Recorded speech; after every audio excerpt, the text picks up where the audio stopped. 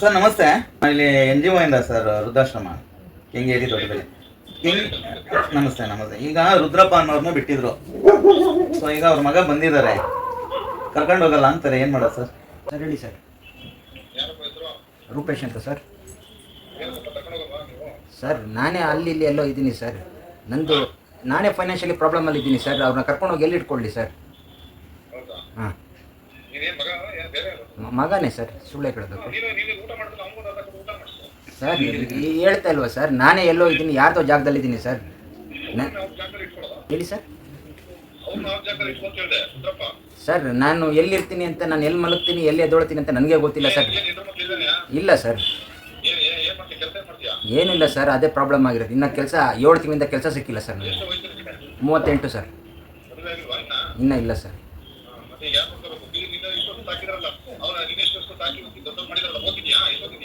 Sir 8ನೇ class sir.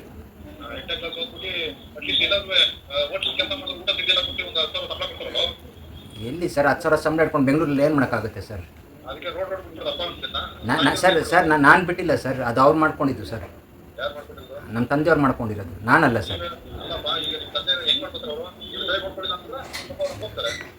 Sir ಪಾಪ ಅನ್ನೋದಕ್ಕಿಂತ ಅದು ಅವ್ರವ್ರು ಮಾಡಿದ್ದು ಇದು ಸರ್. ನಮಗೆ 3 ಜನ ಮಕ್ಕಳು ಸರ್ ನಮ್ಮ ಅಪ್ಪನಿಗೆ. ಹಾಂ, ಒಂದು 12 ವರ್ಷದಿಂದ ನಮ್ಮ ಅಪ್ಪನಿಗೆ ನಮ್ಮ ಅಮ್ಮಂದು ಆಸ್ತಿ ಒಂದು 60 ಲಕ್ಷ ಮಾರಿದ್ರು ಸರ್. 60 ಲಕ್ಷ ಆಸ್ತಿಲಿ 6 ರೂಪಾಯಿ ಕೊಟ್ಟಿಲ್ಲ ಸರ್. ನನಗೆ ಆ ವಾಸ್ತಿ ಬೇಡ ಸರ್. ಇವತ್ತು ನಾನು ನಮ್ಮ ತಾಯಿ ತೀರಿ 7 ವರ್ಷ ಆಗಿದೆ ಸರ್. ಅವತ್ತಿಂದನೂ ನೋಡ್ಕೊಂಡಿದ್ದೀನಿ, ಆಗಲಿಲ್ಲ ಸರ್, ನಮ್ಮ ಕೈಲಿ ಆಗ್ತಾಯಿಲ್ಲ ಸರ್. ಕಣ್ಮುಂದೆ ಅವ್ರನ್ನ ಒಂದು ಆಶ್ರಮಕ್ಕೂ ಸೇರಿಸಿದ್ದೆ ಸರ್. ನಮ್ಮ ಕೈಲಿ ಆಗಿದ್ದು ನಾನು ಮಾಡಿದ್ದೆ. 1 ವರ್ಷ ದುಡ್ಡು ಕೊಟ್ಬಿಟ್ಟು ಅಲ್ಲಿ ಸಾಕಿದ್ದೆ, ಅಲ್ಲಿರಪ್ಪ ಅಂದ್ಬಿಟ್ಟು ಅಂತ.